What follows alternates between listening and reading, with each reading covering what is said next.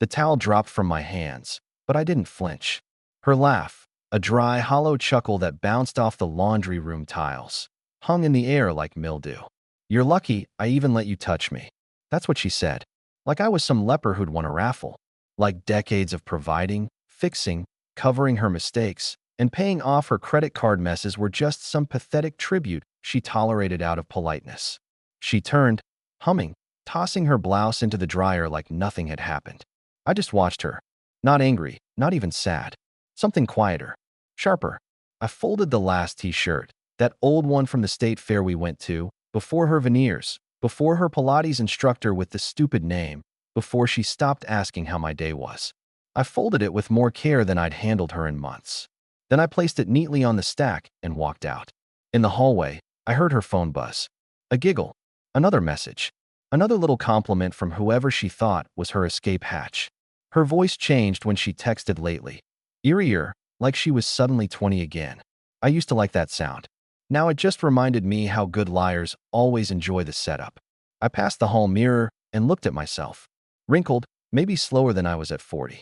Sure, but I built machines that could carve titanium to half a human hair's width. I ran a team of 20 men who didn't dare miss a measurement. I wasn't some slob hoping for scraps of affection.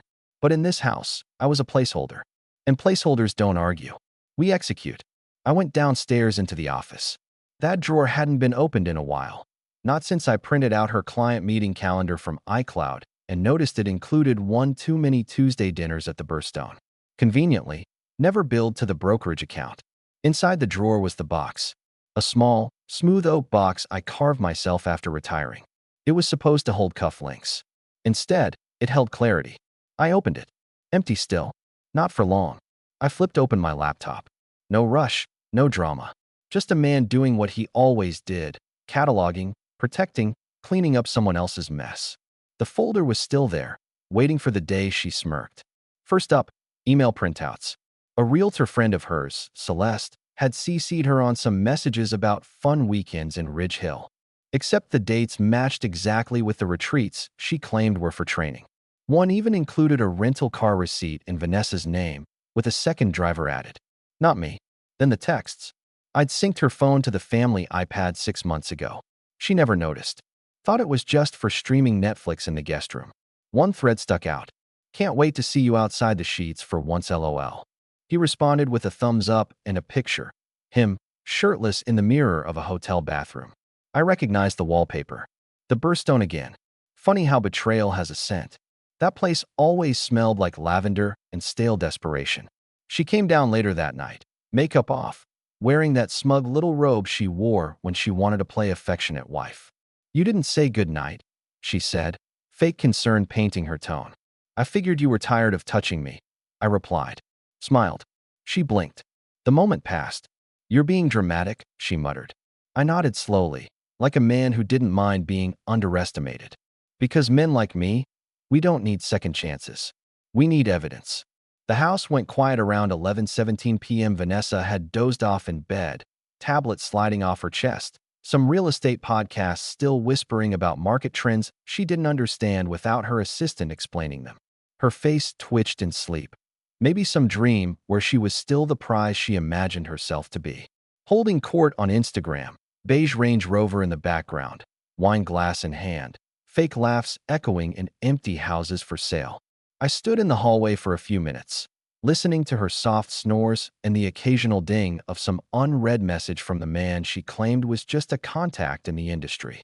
Then I turned back into the office. No lights, just the desk lamp. Just me and the box. I slid open the drawer. There it was again. Small, square oak. Smooth edges, brass hinges I'd polished myself last spring. I had made it with the intention of gifting it to her for our anniversary. Funny, back then, I thought we still had one coming. I placed the box in the center of the desk and opened it. Still empty, but not for long. Not tonight. To the left of the desk, my printer clicked on.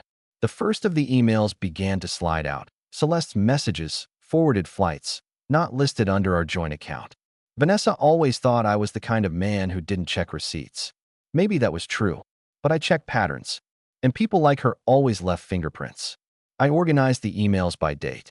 Chronology matters when you're about to dismantle someone's sense of safety. Then came the texts. I opened the iPad. The screen was already unlocked. She never realized the backup sync was still on. In her head, tech was just wires and chargers. To me, it was leverage. I didn't rush.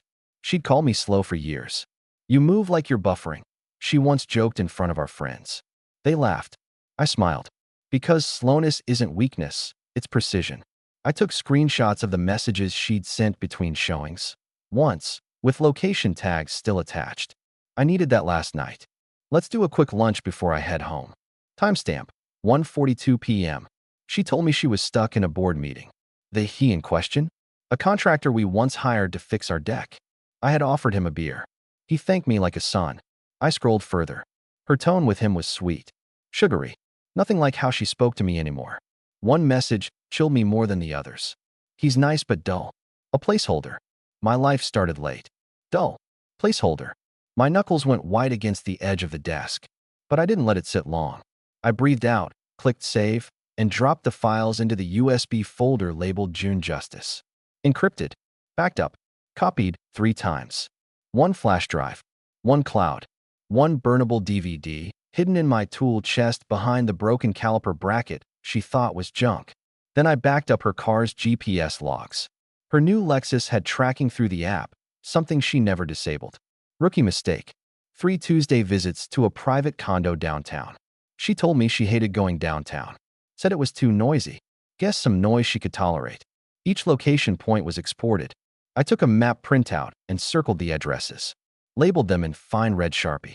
I checked the clock. 12:42 a.m. Not rage. Not revenge.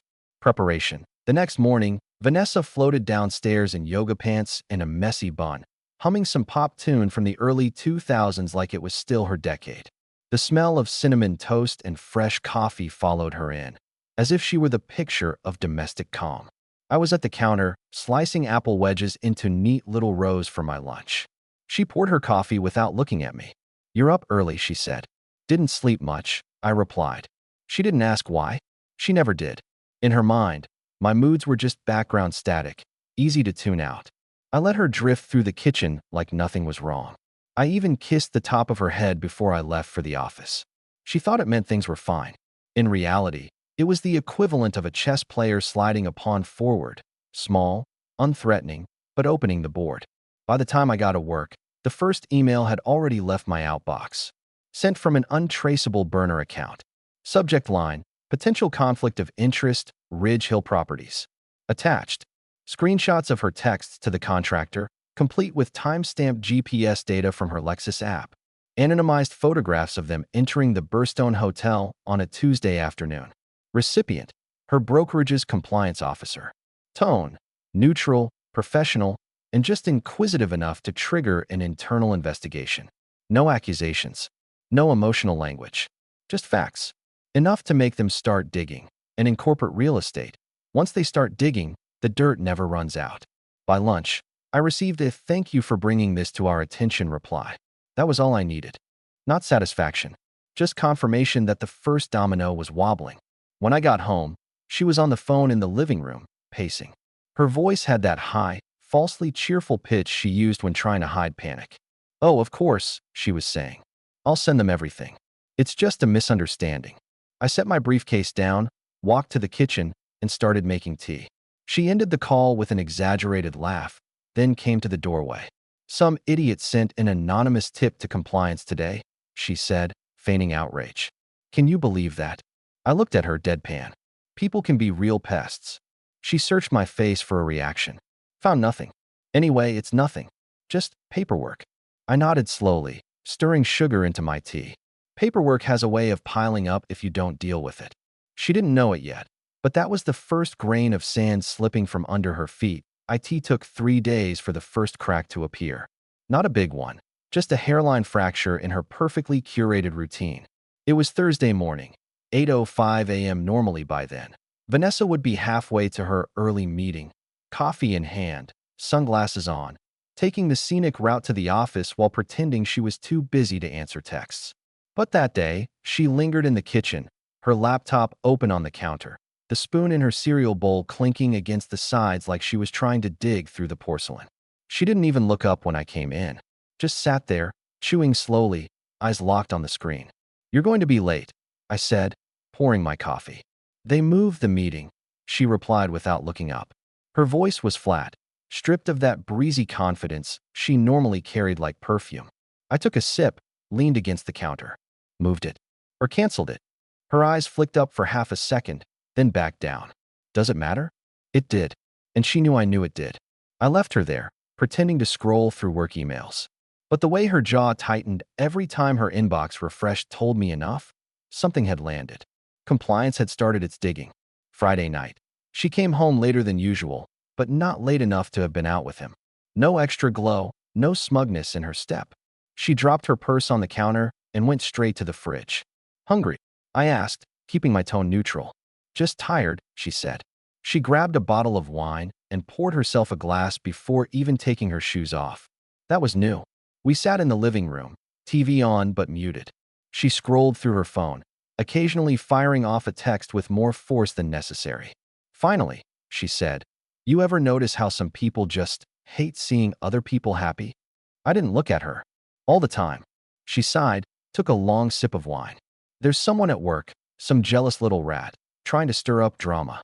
I swear, people can't stand it when a woman succeeds." I almost smiled. "Yeah, success makes people curious." She narrowed her eyes at me, but I didn't give her anything. Just kept watching the muted TV, letting her paranoia fill in the blanks. By Sunday, she was reorganizing her phone like she thought she could outpace a shadow. New passcodes, deleted old messages, logged out of apps. The problem for her was that the backup sync to the iPad still hummed along quietly in the background, untouched, unnoticed, obedient. I'd see every deleted word like it was a neon billboard. That afternoon, I opened the iPad in the garage while she was upstairs cleaning out her closet. The first thing I saw was a fresh message to the contractor. "Let's keep it quiet for now. Someone's watching." She didn't say who. Didn't have to. On Monday, I decided to move the second piece. Her brokerage's top client, the one who owned half the commercial strip downtown, was notoriously squeamish about bad press. I'd met him once at a dinner years ago. He was the kind of man who polished his image more than his shoes, and I remembered him bragging about keeping my circle clean. So I sent him an unmarked envelope. Inside, a printout of her hotel check-in with the contractor, paired with her LinkedIn profile and a highlighted section from her company's code of conduct. No letter, no name, just a neat little package designed to let his imagination do the work. By Wednesday night, the house felt different. She was quieter, jumpier. Every time her phone buzzed, she'd slip out of the room to answer it. At dinner, she pushed her food around her plate without eating. "Something wrong?" I asked. "Just stress," she said. "Clients are being unpredictable." "That happens," I said, cutting into my steak. "Sometimes a client finds out something they didn't expect, and suddenly the relationship changes. It's business." She stared at me for a long second, fork frozen in midair. "What are you getting at?" "Nothing," I said, chewing slowly. "Just talking about business." She didn't ask another question. She didn't have to. Her brain was already doing laps. Friday was when the edges really began to fray. I came home from work to find her in the kitchen, phone in one hand, pacing like a caged animal.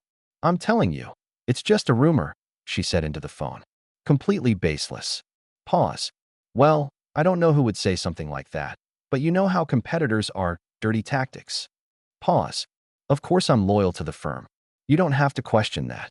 She caught me watching her and turned away, lowering her voice. But when she hung up, she plastered on a smile so fast it almost made me laugh. "Who was that?" I asked. "Just work," she said lightly. "Nothing important." "Good," I said. I'd hate to think something important was going wrong. That night, she barely touched her dinner again. She went to bed early, leaving her phone on the nightstand. I waited until her breathing steadied before slipping it into my pocket and heading for the office. 30 minutes later, I had everything. Every deleted message, every desperate attempt to contain the leak. The contractor had gone quiet. The brokerage had put her on administrative review. And the client? He'd already requested a different agent for his properties. She was still telling herself it was salvageable. That's the thing about people like her. They can't see the avalanche until it's already halfway down the mountain. I closed the folder on my laptop and glanced at the oak box on my desk. Still half empty, but filling. Saturday morning, I played my part. I made breakfast, cracked jokes, acted like nothing had changed. She loosened up just enough to start believing she still had the upper hand. That's when I asked, "Hey, how's work? You've been distracted lately." Her eyes narrowed for a moment before she forced a smile. "Everything's fine. Just politics. You know how it is." I nodded. "Sure. Politics. Always messy when people start whispering." She stabbed at her eggs, pretending not to hear the undertone. I let the silence stretch until it was almost uncomfortable, then added, "Funny thing about whispers, they always come from somewhere." She didn't answer. By Sunday night, she was on the phone again, pacing, her voice sharper now. "I don't know how this started," she said, "but if I find out who's behind it, I'll make sure they regret it." I sat in the living room, sipping tea, smiling faintly at the TV. She still thought this was a hunt she could win. But she was chasing shadows. Shadows I'd planted. And I wasn't done planting. Monday mornings were usually her runway. Hair ironed into submission, blazer sharp enough to cut glass, that self-satisfied half-smile she wore like armor. But that Monday, Vanessa didn't strut out of the bedroom. She drifted. She stood in the doorway, hair half done, staring at her phone as if it were a snake coiled in her palm. "You're going to be late," I said from the kitchen table. "I'm not going in," she replied. That was new. "You sick?" I asked, though my tone was light, almost disinterested. She shook her head, still staring at the screen. "Administrative leave," she said finally. I kept my eyes on the sports section. "That doesn't sound good." "It's not a big deal," she said quickly, too quickly. "They just need time to review some things." Internal stuff. Internal stuff. That's corporate speak for, "We're cleaning out your desk," without saying it yet. She made herself a cup of coffee, sat across from me, and tried to smile like this was temporary. "They said it's standard procedure. Someone's making trouble, and they have to look into it." I took a sip of my coffee and nodded. Sure, standard procedure. By noon, she'd retreated to the bedroom with her laptop, calling friends from work, trying to piece together what they knew and who had told them. I didn't need to eavesdrop. The walls in this house carried sound like a confession booth. One call stood out. "Listen, Celeste," she said, her voice tight. "If anyone asks, you were with me at lunch on the 22nd, okay? No, don't check your calendar, just agree. Please." I didn't hear the other end of the conversation, but from the silence that followed, I knew Celeste wasn't playing along. When she emerged later, her eyes were red, though she'd plastered makeup over the damage.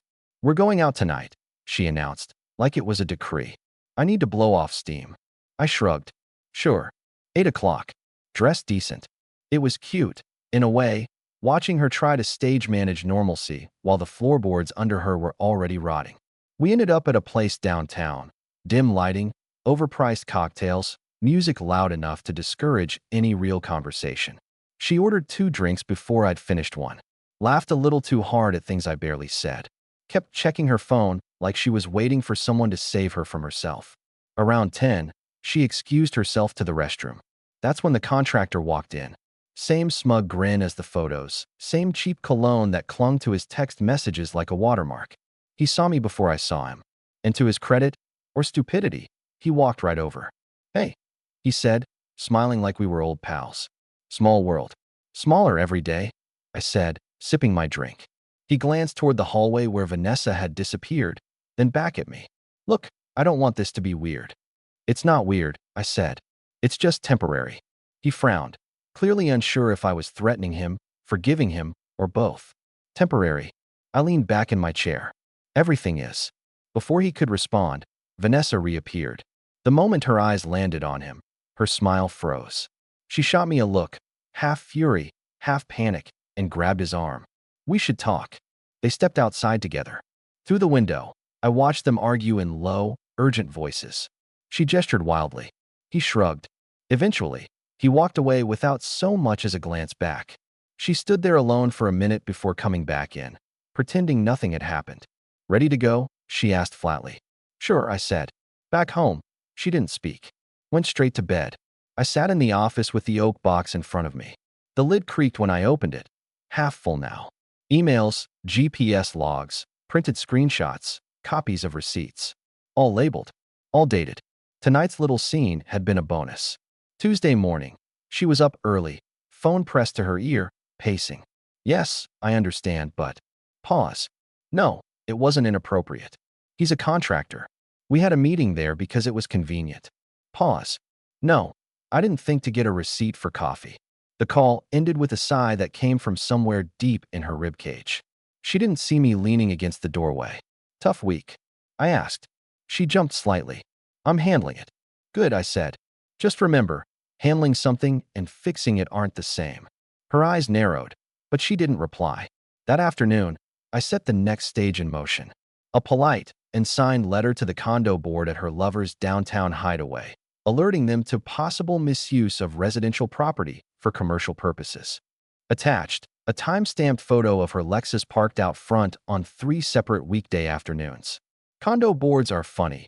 They'll ignore a leaking roof for months, but whisper the words misuse and liability, and they'll turn into a lynch mob. By the time she figured out why the building was suddenly reviewing guest policies, it would be just another weight on her already cracking shoulders. Wednesday night, she drank half a bottle of wine alone on the couch. I sat in the armchair, reading.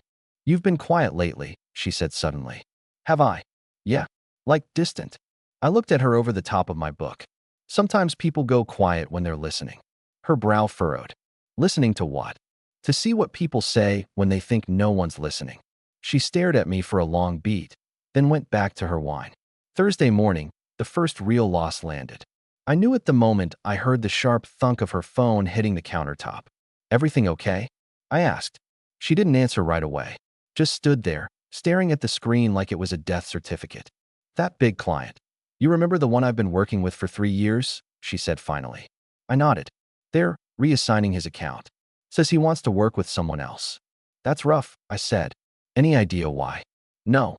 None. It's ridiculous. She tried to sound outraged, but her voice cracked on the last word. I poured myself another coffee.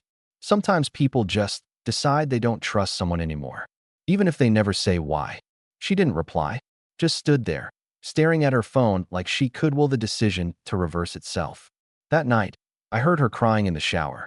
Not loud, not dramatic, just quiet, steady tears she thought the water would hide. I didn't go to her. That's what she would have expected, and I wasn't in the business of giving her comfort anymore. Instead, I sat in the office, turned on the desk lamp, and opened the oak box again. The papers inside seemed heavier than before, the way ammunition always feels heavier than it looks. The first real loss had landed. She thought it was bad luck, office politics, maybe even betrayal from within her own circle. What she didn't know, what she'd never suspect, was that the circle had already been drawn, and I was the one tightening it.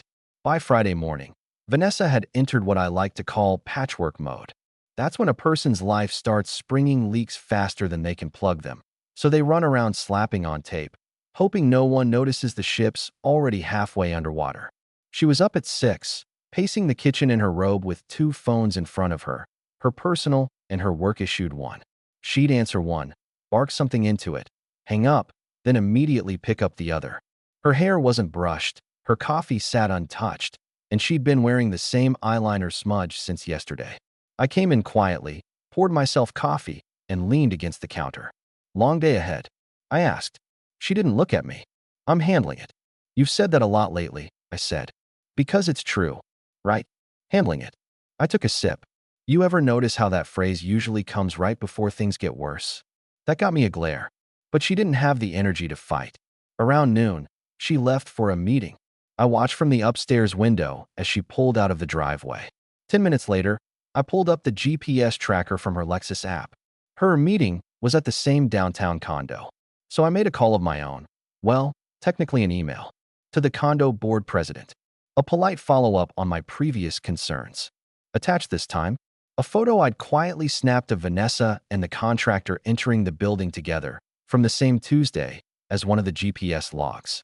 No commentary, no accusations. Just the evidence and the polite suggestion.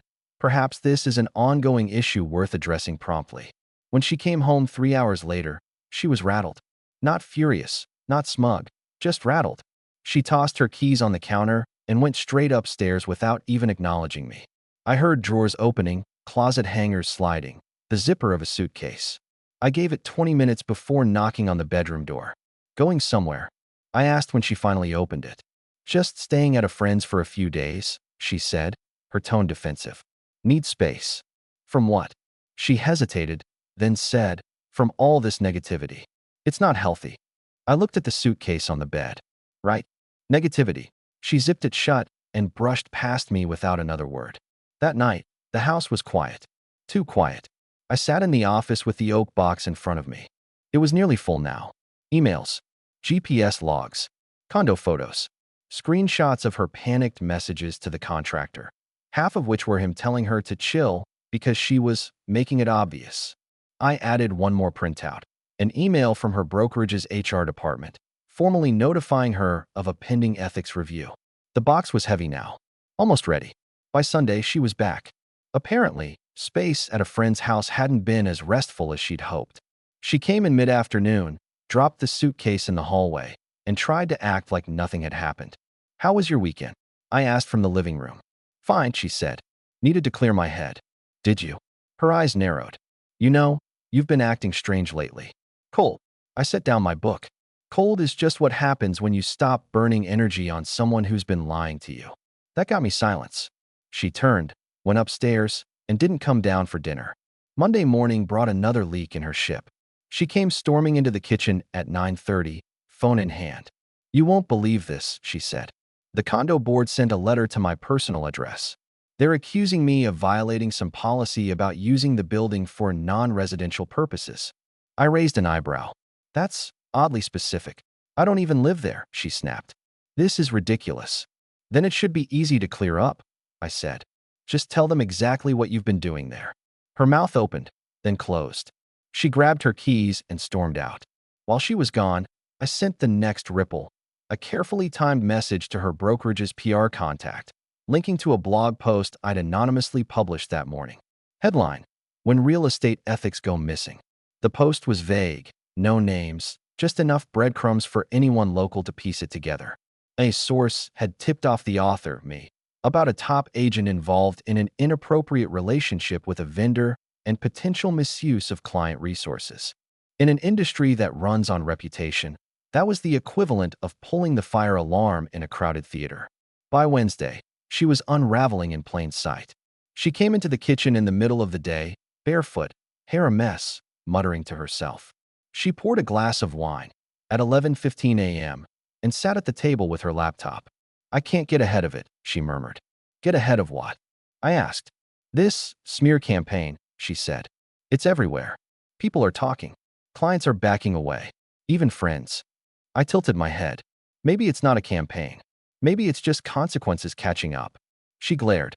You think I deserve this? I think, I said evenly, that you're asking the wrong person. Thursday night, she finally broke.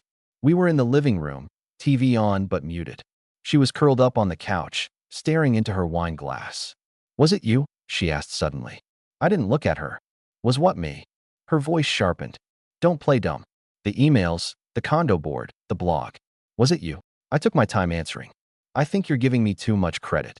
She laughed once, bitterly. You're smarter than I gave you credit for. And you're dumber than I gave you credit for, I said, finally meeting her eyes. She set down the glass and stood. You won't win. I smiled faintly. I already have. She stormed upstairs, and the slam of the bedroom door echoed through the house. I stayed in the living room, letting the words hang there. Because she still didn't understand, this wasn't a game I was playing. It was an execution. And the oak box in my office?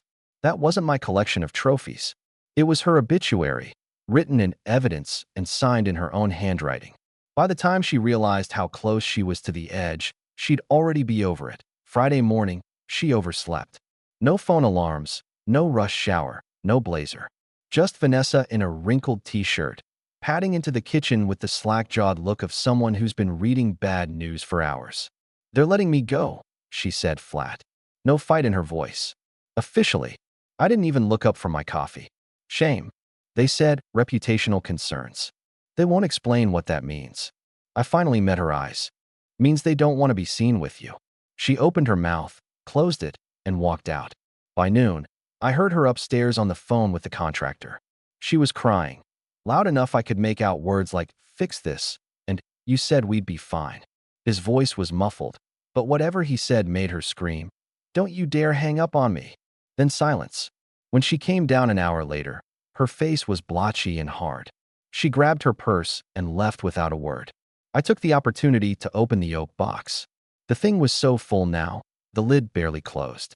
I slid in the final piece, a notarized statement from a mutual acquaintance, confirming the affair, the hotel meetings, and the use of company time.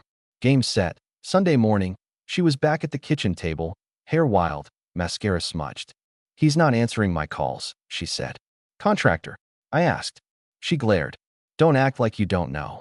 "Know what?" I asked, sipping my tea. "That you've been poisoning everything." I leaned forward, elbows on the table. "Vanessa, I didn't have to poison anything. I just stopped cleaning up after you." That shut her up. 2 hours later, her Range Rover was gone. I assumed she'd gone to his condo, until my phone buzzed with an email alert. My anonymous blog post had been picked up by a local news aggregator. Her name was now officially attached. By the time she came back, she'd seen it too. She walked in with the dead eyes of someone whose phone wouldn't stop vibrating. "You ruined me," she said quietly. "No," I corrected. "You ruined you. I just put it in a box." That week was a parade of small defeats. Clients ghosted. Friends stopped answering. Even her Pilates group chat booted her. Wednesday night, I found her sitting in the dark living room, wine glass empty, staring at nothing.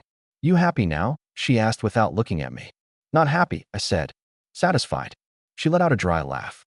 "You think you've won, but you've just made yourself a bitter old man." I shook my head. "No, I've made myself free." Then I walked into the office, took the oak box off the desk, and set it down in front of her. "Here. Every lie, every receipt, every breadcrumb. Keep it. Frame it. Burn it. Doesn't matter. It's not my weight anymore." She didn't open it. Didn't touch it. Just stared at it like it might explode. Friday morning, I was in the kitchen when there was a knock at the door. A courier handed her a thick envelope. She opened it, scanned the first page, and her knees actually buckled. "What is this?" she whispered. "Divorce papers," I said. "Filed 2 weeks ago." Her head snapped up. 2 weeks. "You." "Also," I said, sliding another envelope across the counter. "A letter from my lawyer. Given the documented infidelity and financial misconduct, you're leaving with nothing but what you came in with. The house, the accounts, even the car, they're all mine." Her mouth worked soundlessly. "One more thing," I said, almost as an afterthought. "Your contractor?" He signed a statement from my lawyer in exchange for me not sending certain photos to his wife. "He's moving to Arizona." That did it. The last flicker of fight went out in her eyes. I poured myself another coffee. "Vanessa, you thought you were playing chess, but you were just a piece." She didn't answer, just picked up the oak box, cradled it like something fragile, and walked out the door. I watched from the window until her beige Range Rover turned the corner. And then I sat down, drank my coffee, and realized something beautiful. The house was quiet. For the first time in years, the quiet felt like peace.